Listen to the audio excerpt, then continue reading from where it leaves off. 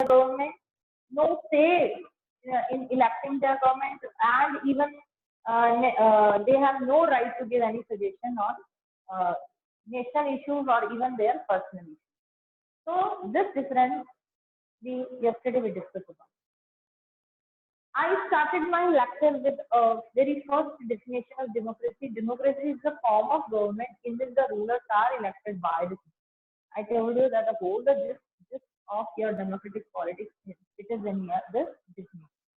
इस सारी डेफिनेशन में आपको सारी चीजें मैंने कहा, जैसे मैंने आपको कहा कि इसमें हमने बात की फॉर्म ऑफ गवर्नमेंट की, रूलर्स की बात की और पीपल की बात की बाद। तो हमने बात की कि इस डेफिनेशन से हमें ये क्लियर समझ में आ रहा है कि एक डेमोक्रेटिक गवर्नमेंट कैसी होगी, यानी कौन सी फॉर्म ऑफ गवर्नमेंट होगी, मोनार्की होगी, डिक्टेटरशिप होगी या डेमोक्रेसी होगी। बिल्कुल डेमोक्रेसी होगी। ये रूलर्स कौन है? ये रूलर्स हमारे इलेक्टेड रिप्रेजेंटेटिव्स हैं। और ये लोग कौन है? The people are those who select और who elect the government and they could also contest the election. खुद भी हम लड़ सकते हैं, ऐसा नहीं है कि हम जो है पॉलिटिक्स में नहीं आ सकते। We can also contest the election. ये कल हमने फिर अब जो नेक्स्ट में आपको चिले का और पोलैंड का एग्जाम्पल बताया था, इसी डेफिनेशन से हम म्यांमार का एग्जाम्पल समझ सकते हैं।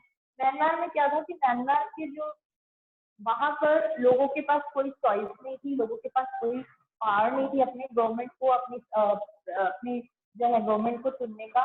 वहां पर आर्मी जो थे उसी का ही रूल चलता था और आर्मी जो रूलर्स थे, आर्मी जो लीडर्स थे वही रूलर बनते थे। तो मुझे बताइए क्या वो एक डेमोक्रेटिक नेशन है? नहीं है। नेपाल की बात करते हैं हम और किसी बात सऊदी अरेबिया की बात कर सकते हैं। तो सऊदी अरेबिया और नेपाल में अगर हम देखें देयर इज अ मराठ सिस्टम एंड अब तो नेपाल में नहीं है, तो डेमोक्रेटिक फॉर्म ऑफ गवर्नमेंट है। सऊदी अरेबिया में अभी भी है। तो कहने का मतलब है कि the people we can say the in these countries the people have no right to choose their government. The kings they became the rulers of these nations because they born in royal family. तो इससे हमें difference समझ में आ रहा है। एक जो major topic इस चैप्टर का है वो हमें पहली चीज समझाना है, जो आधा पार्ट है बुक का, व्हाट इज डेमोक्रेसी। ये हमें डेमोक्रेटिक गवर्नमेंट और नॉन डेमोक्रेटिक गवर्नमेंट की डिफरेंस को समझाकर विद एग्जाम्पल्स के थ्रू समझा रहा है, जिससे कि आपको समझ में आया कि डेमोक्रेटिक नेशंस की क्या फीचर्स होते हैं और नॉन डेमोक्रेटिक नेशंस के क्या फीचर्स। अब कल जो हमने चीज जहाँ छोड़ी थी, जनरल परवेज मुशर्रफ की बात कर रहे थे, तो देखिए उन्होंने 2002 में जो है एक लीगल फ्रेमवर्क दिया। उस लीगल फ्रेमवर्क में क्या था, देखिए वहां पर पहले डेमोक्रेटिक गवर्नमेंट थी जिसको कि लोगों ने चुना था। वहां पर इलेक्शन भी हुए, नेशनल इलेक्शन भी हुए, प्रोविंशियल इलेक्शन भी हुए।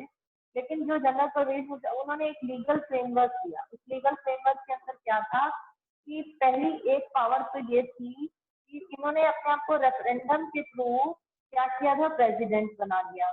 ठीक है। सेकेंड इनको क्या मिली इस लीगल, इन्होंने जो है कॉन्स्टिट्यूशन के अंदर अमेंडमेंट किया और इन्होंने कहा कि जो नेशनल और प्रोविंशियल गवर्नमेंट को डिसमिस कर सकती है। अब मुझे एक बात बताइए कि ये गवर्नमेंट किसने इलेक्ट की है? पीपल ने।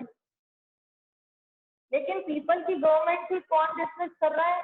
एक मिलिट्री ऑफिसर, जो कि बाद में उसने रेफरेंडम के थ्रू प्रेसिडेंट बना। ठीक है।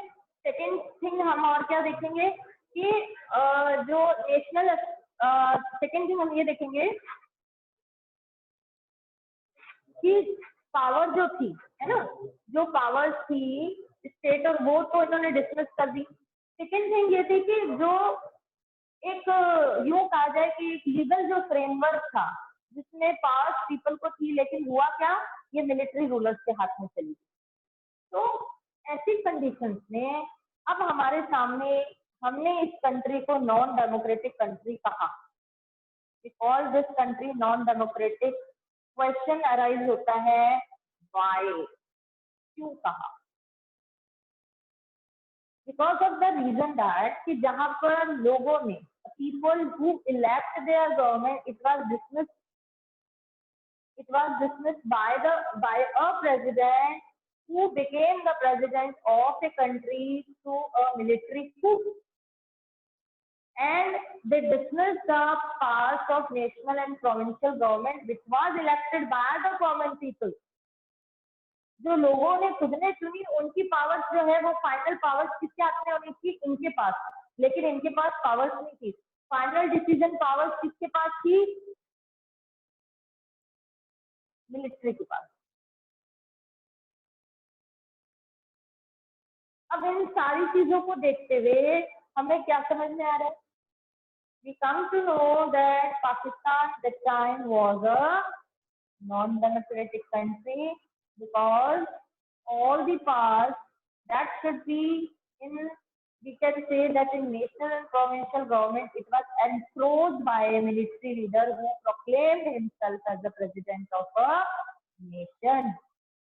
This is the reason that people have no say in national issues. People have no choice to elect their government.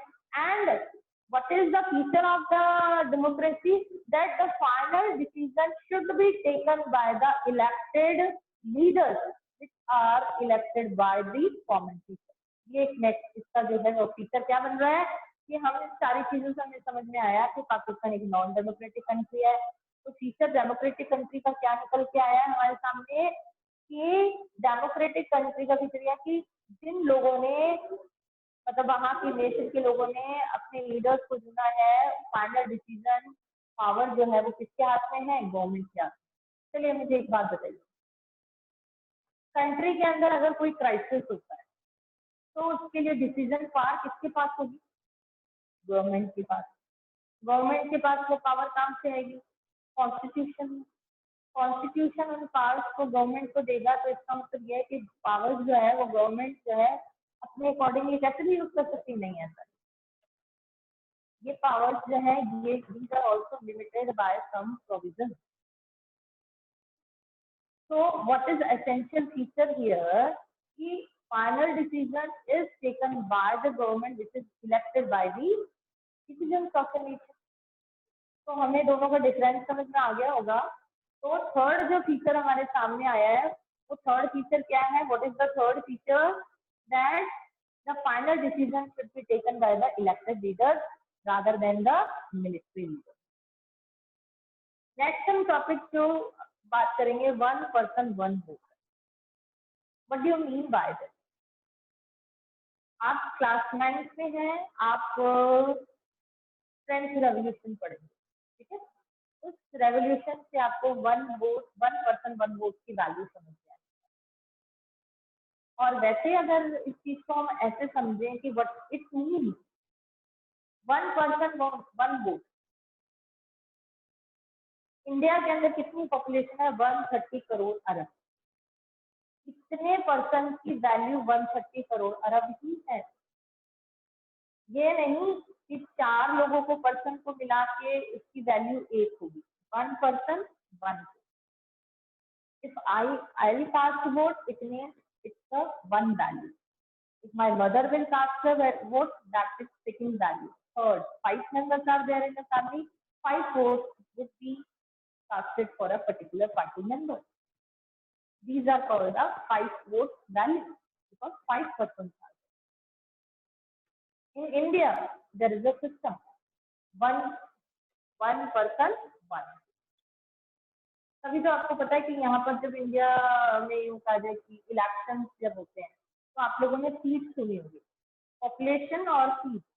जितनी पॉपुलेशन होती है उसके अकॉर्डिंगली वहाँ पर सीट डिसाइड होती है, ठीक है। उनको अलग अलग कॉन्स्टिट्यूएंसीज में डिवाइड करते हैं और फिर सीट्स अलॉट होती हैं कि भाई कितनी सीट के ऊपर इलेक्शन होगा। This is a system. अगर हम दूसरी कंट्री की बात करें ना, तो दूसरी कंट्री के अंदर अगर हम देखें, सऊदी अरेबिया का एक एग्जाम्पल ले सकते हैं। When women are still denied to cast their vote, they have no right. और ऐसा नहीं कि केवल यही है, आपको पता होना चाहिए कि जब इंडिया इंडिपेंडेंस हुआ तो उसके बाद ही भारत में भी जो विमेन है उनको और सभी लोगों को कास्ट जो है वोट करने का अधिकार। And there was a universal suffrage movement was there. Different movements were launched by women themselves. women लोगों ने, औरतों ने खुद ने जो है इस राइट के लिए जो है बहुत ज्यादा स्ट्रगल। तो सऊदी अरेबिया एक इसका है, प्लस इस्टोनिया जो है एक कंट्री है जहाँ पर भी वहां पर क्या था कि स्पेशली जो मेजॉरिटी ग्रुप ऑफ पीपल थे इस्टोनिया में, जो मेजॉरिटी ग्रुप ऑफ पीपल थे माइनॉरिटी ग्रुप ऑफ पीपल को क्या करते थे, सप्रेस करते थे। सारी पावर्स किसके पास थी, मेजॉरिटी के पास। तो माइनॉरिटी ग्रुप ऑफ पीपल थे, they have no right to cast their vote.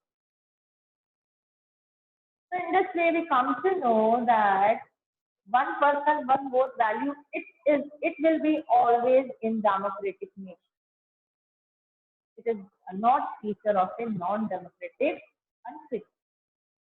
Because I just gave you the idea about Poland और मैक्सिको पोलैंड और मैक्सिको का क्या था कि प्रेशराइज करते थे, डर्टी ट्रिक्स, यहाँ तक कि कई बार क्या होता था पोलिंग बूथ भी चेंज कर देते, है ना, इसलिए वोट के लिए। और अगर हम कहें ना कि free and fair election, it is the feature of democracy. Free and fair कब होगा, जब one person one vote, means all persons are given equally to cast their vote without any discrimination on many grounds, caste, religion, creed and gender. सबको equal. This is the feature of another feature of, we can say, of democracy, one person one. Now the next is rule of law. First half part I will just explain. This is a feature of constitution, rule of law, and not only feature but it is a basic feature of our constitution, rule of law or equality before law. कानून सबसे ऊपर है.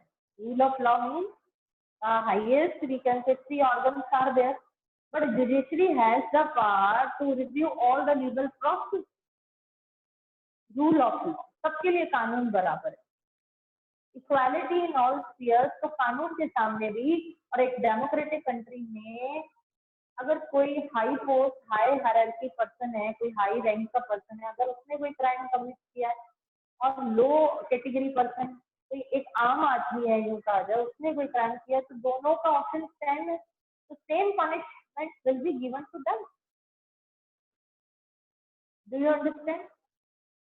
Here I mean to say, and if you are daily if you are in daily touch in news, you also read about or heard about some ministers who were indulged in some type of malpractice. Those people, they were the ministers, they belong to we could say that they belong to very high rank in politics. They belong to a very high place in politics, but because they indulged in malpractices, so they were those persons were also punished. This is a rule of law in a democracy. लेकिन क्या आप कह सकते हैं कि ये rule of law non democratic countries में होगा? नहीं होगा, है ना. जहां पर मैंने आपको चिले का एग्जांपल दिया था, वहां पर पिनोशेट जब अपने आप को प्रेसिडेंट डिक्लेयर करता है, तो वहां पर जो डिफेंस मिनिस्टर था, उन्होंने उनकी वाइफ और उनकी डॉटर को क्या किया था, इम्प्रिजन कर दिया, और बाद में उनकी डॉटर ही जो है वो प्रेसिडेंट बनी. लेकिन आप मुझे बताइए कि ऑन द बेसिस ऑफ, आप किसी को देखो, डेमोक्रेसी के अंदर भी एक सिस्टम है. अगर आपको किसी पे शक है, मान लीजिए if you have a doubt of anybody, समझ लीजिए किसी फ्लैट के अंदर, अपार्टमेंट में कोई मर्डर हुआ है, ठीक है, मर्डर हुआ है. अब सीसीटीवी कैमरे आजकल सब जगह लगे हैं, तो कैमराज के अंदर एक पर्सन घर के आगे से जाता हुआ दिख जाएगा, तो उस पर्सन को क्या कर सकती है हमारी पुलिस, क्या कर सकती है, अपनी कस्टडी में ले सकती है, तो डिटेन कर सकती है. इट्स नॉट नेसेसरी कि उसको जो है जेल में भेजा जाएगा, होम डिटेन भी होता है, घर के अंदर बंदी बना के रखो, उसमें नजर रखो. अब आप मुझे एक बात बताइए कि क्या वो पूरी जिंदगी उसके ऊपर ऐसे यूं कहा जाए, उसके ऊपर कोई ट्रायल नहीं चलेगा, उसको हमेशा डिटेन करके अंदर रखा जाएगा, तब तो उसकी यूं कहा जाए लाइफ खत्म हो जाएगी. there is a system of 3 months. The case, the person is it is present before the judiciary. फिर वो जुडिशरी देखती है कि इसका डिटेन जस्टिफाइड है या नहीं. अगर वो जस्टिफाइड है तो उसका पनिशमेंट सुनाया जाता है, और अगर वो जस्टिफाइड नहीं है तो उसको रिलीज कर दिया जाता है. तो ये रूल ऑफ लॉ हुआ या नहीं हुआ? This is called the rule of law and respect the rights. किसके राइट्स हैं? these राइट्स का फंडामेंटल राइट्स ऑफ, ये हमारे राइट्स. समझ लें, हमारे राइट्स क्यों रिस्पेक्टफुल होने चाहिए? Because we have the right, the constitution has given us this right, and no power in the government, no power in the country, even the government organizations, organs, institutions, and any another person, rich person or very aristocratic person can encroach our rights. They have no right. हमारे अधिकारों को वो नहीं छीन सकते. And it is the government, I will say that it is the duty of the government that they should respect the rights. Because these rights, they give us power to limit the parts of government. हम government से questioning करते हैं, है ना. Right to information 2005 में जो हुआ, act पास हुआ, वो हम एक पार दे रहा है किस चीज का? गवर्नमेंट से उसकी वर्किंग प्रोसीड्यूर को समझने का, उससे क्रॉस क्वेश्चनिंग करना. तो बताइए आप इससे गवर्नमेंट के पावर को लिमिट किया या नहीं किया? अगर हम आपके टेक्स्ट बुक के हिसाब से देखें तो एक जो है एग्जाम्पल दे रखा है जिम्बाब्वे का, है ना. जिम्बाब्वे जो है जो कि इंडिपेंडेंट हुआ था 1980 में. वहां पर एक पार्टी थी, उस पार्टी का नाम था जानु पीएफ. वो पार्टी जो थी एक प्रोमिनेंट पार्टी थी, ठीक है, और it led the freedom struggle. और वहां पर जो प्रेसिडेंट था वो मुगाबे था, और for his own benefit he amended the constitution several times. बहुत बार उसने कॉन्स्टिट्यूशन को क्या किया? अपनी पावर को इंक्रीज करने के लिए. ही वॉज पॉपुलर ऑल्सो, बहुत पॉपुलर था अमंग द पीपल, लोगों के बीच में, लोगों के लिए वो बहुत पॉपुलर था, ठीक है. लेकिन उसने अपनी पावर को इंक्रीज करने के लिए कॉन्स्टिट्यूशन को अमेंड किया. और आपको पता है कॉन्स्टिट्यूशन को अमेंड नहीं कर सकते ऐसे. अगर इंडिया की बात करें तो कॉन्स्टिट्यूशन के अमेंडमेंट का एक प्रोसेस है, जिसके अंदर we can say that there 2 types of process are there. जिसके अंदर 2/3 मेजॉरिटी चाहिए पर्सन की 2 house with union territories legislatures की. एक सिंपल मेजॉरिटी से होती है, एक 2/3 मेजॉरिटी से होती है. These are the 2 process. तो यहाँ पर only one single person is amending the constitution to increase its power. And one more thing, that opposition party was also there. Opposition party समझ रहे क्या होता है? विरोध जो करती है, जो रूलिंग पार्टी का विरोध करती है. Opposition party was also there, but it was subjugated by ruling party. Media was also in control. We should say that news channels and all that, these are in control in ruling party.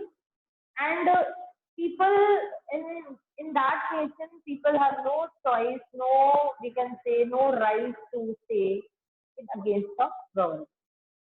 So one more thing we come to know now here, that Mugabe was a very famous and popular among the people, but in spite of that he used very dirty tricks to win election. तो इसका मतलब ये हुआ है कि एक democracy के अंदर कोई अगर पॉपुलर है तो इसका मतलब ये थोड़ी ना है कि वो that person is like by all people. बहुत पॉपुलर है तो इसका मतलब ये नहीं कि भाई ये पर्सन को कुछ ऐसे ट्रिक्स भी तो कर सकता है जो अपने आप को इतना पॉपुलर कर रहा है और अपनी पावर्स को बढ़ा रहा है, जैसे कि मैंने अभी मुगाबे का एग्जाम्पल दिया. तो आप क्या कह सकते हैं? हम ये कह सकते हैं कि वहां पर राइट्स का रिस्पेक्ट नहीं हो रहा, रूल ऑफ लॉ नहीं है. क्यों नहीं है?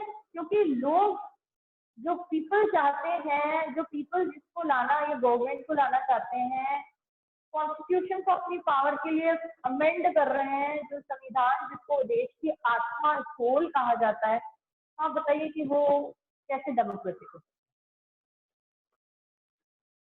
रिस्पेक्ट द राइट्स और रूल ऑफ लॉ, और क्या कहता है कि कोई भी इलेक्शन जब कंटेस्ट होता है तो उससे पहले और उसके बाद में, देखो उससे पहले ऑपोजिशन पार्टी होती है, उसको भी पूरा अधिकार है, पूरे राइट है कि वो अपना एजेंडा दे। रूलिंग जो पार्टी है, दूसरी पार्टी उसको क्रिटिसाइज कर सकता है, पूरा फ्रीडम मिलनी चाहिए। और इलेक्शन के बाद भी उसको पूरी फ्रीडम मिलनी चाहिए, क्योंकि वो पार्टी जो जीती नहीं है, जिसने इलेक्शन हारा, वो एक ओपोनेंट पार्टी करेगी। और ओपोनेंट पार्टी का काम क्या है? Criticise the policies and programme of the ruling party. आप मुझे बताइए कि जानू-पीएफ पार्टी जो जिम्बाब्वे की थी, क्या वो डेमोक्रेटिक हुई? और सबसे बड़ी बात है कि it should respect the rights of citizen, क्योंकि राइट्स जो है वो गवर्नमेंट की पावर को क्या करते हैं, लिमिट करते हैं। तो हमें ये समझ में आया the difference between the democratic and non-democratic country. Zimbabwe at time is not called a democratic, but it was a non-democratic. Now the इसका हमने जो फीचर देखा, तो फीचर बेसिकली क्या फीचर आया? A democratic government rules within limits.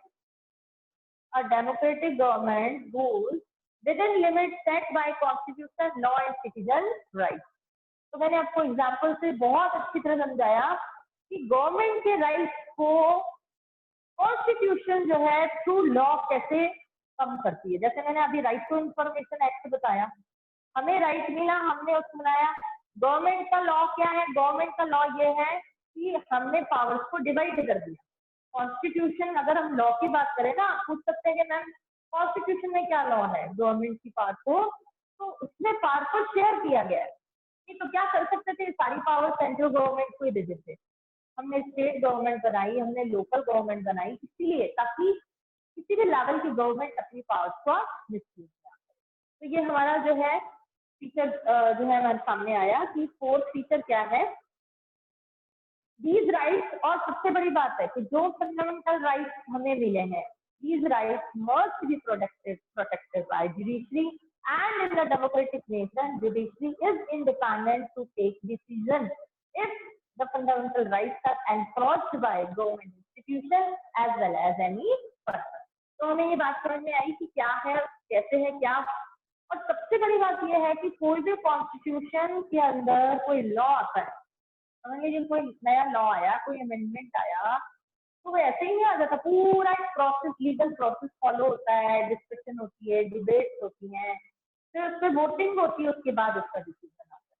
तो अब हम चारों फीचर्स को जो हमने थॉरली डिस्कस किया, हमारे सामने 4 फीचर, अगर हम उसकी समरी को अगर हम देखें तो वो 4 फीचर क्या है? तो सबसे पहले ये है, rulers elected by the people have the right to take decision. पहला फीचर ये आया कि वो रूलर्स जिनको, रूलर्स यहाँ पर कौन है? रिप्रेजेंटेटिव। वो रूलर्स जिनको की लोगों ने चुना है, उन्हें डिसीजन लेने की पावर है कि क्या वेलफेयर पॉलिसी होनी चाहिए लोगों के लिए, क्या नहीं। सेकंड फीचर क्या है? Elections offer a choice and fair opposition to the people to change the current ruler. सबसे बड़ी बात है कि आज जो रूलिंग गवर्नमेंट है, उस गवर्नमेंट को इतना ऑपोजिशन पार्टी का भी रोल होना चाहिए, प्लस लोगों के चॉइस को बदलने का लोगों के पास राइट होना चाहिए। हमने 2 बार से बीजेपी गवर्नमेंट को इलेक्ट किया, इट्स नॉट नेसेसरी कि नेक्स्ट इलेक्शन को जो बीजेपी आए, कांग्रेस भी आ सकते हैं, कांग्रेस नहीं भी आ सकती है, it can be. So it is the choice of the people that they can bring a change in the ruling party can loss the election because of the people. इसीलिए कहते हैं कि जनता जनार्दन है, जनता ने जो निर्णय दे दिया वो सबको मानना होगा। थर्ड है, the choice and opportunity is available to all the people on equal basis.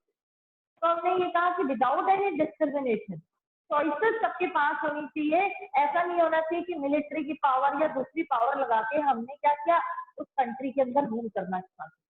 लोगों की जो चॉइसेस है, लोग क्या चाहते हैं, दैट इज वेरी इंपॉर्टेंट। वो जो है कंसिडर करना जरूरी है, क्योंकि ये क्या है, डेमोक्रेसी। हम डेमोक्रेसी के फीचर्स पढ़ रहे हैं और डेमोक्रेसी की फीचर्स के साथ हमें नॉन डेमोक्रेटिक कंट्री कैसी होती है वो भी हमें क्लियर समझना है. So the choice and opportunities available to all the people on equal way, and the last, the exercise of these choices leads through a government limited by basic rules and constitutional and citizens right.